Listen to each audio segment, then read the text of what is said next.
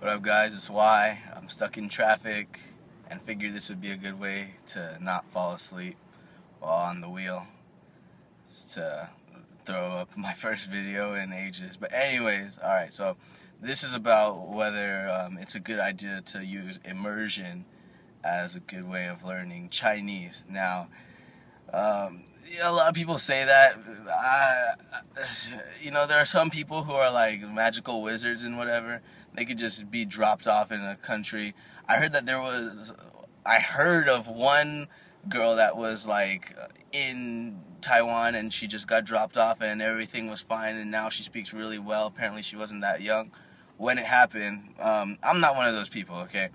I can't just be, look, I can't even like, I was in China for 1 month, okay? 1 whole month, and I didn't really get better at all. You know what got better? My pronunciation.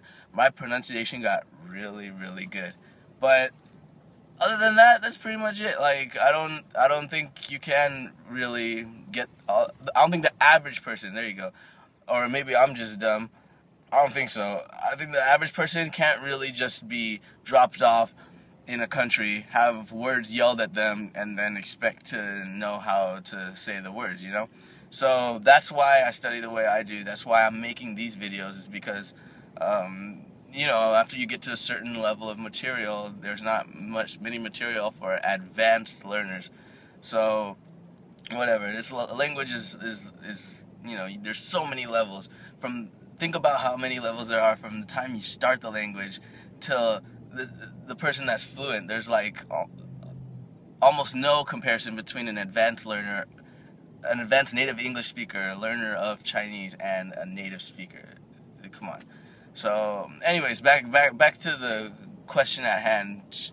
Is immersion a good method? Well, it depends on what language you're actually learning, right? If you're learning French, Spanish, romantic languages, not romantic like mwah romantic, but like English, Romanized. They have a Roman, foundation. Then yeah, maybe immersion will be pretty good for you.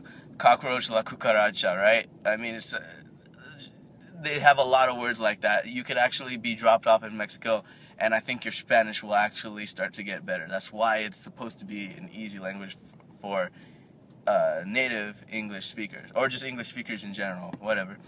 Chinese, a lot of words are not the same, not at all. Like, a lot, there are a couple of loan words, that's about it. It's not even like Japanese where you have like a whole system dedicated to saying words that come from English. Chinese and English words are so different that you can't depend on that when talking about immersion. Okay, I think I've said enough on that. I think immersion is great for motivation, because when I was in China, all I was thinking about was, man, I really got to get better at Chinese. That's all I have to do. And I didn't want to do anything else but study.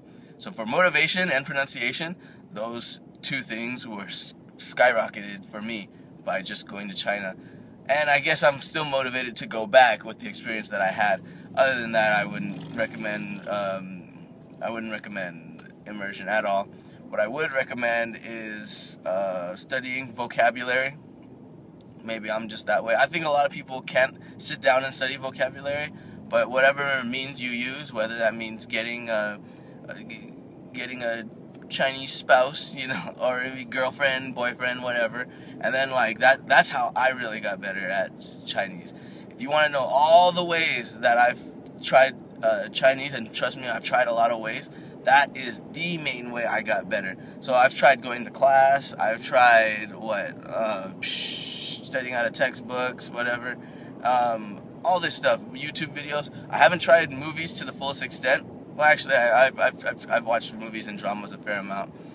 That stuff is really good for you if you already have a good foundation. If you're like me and you consider yourself an advanced learner, but when people start speaking in deep conversation, you still don't know what they're talking about, I really don't think that dramas and stuff like that are going to really work for you.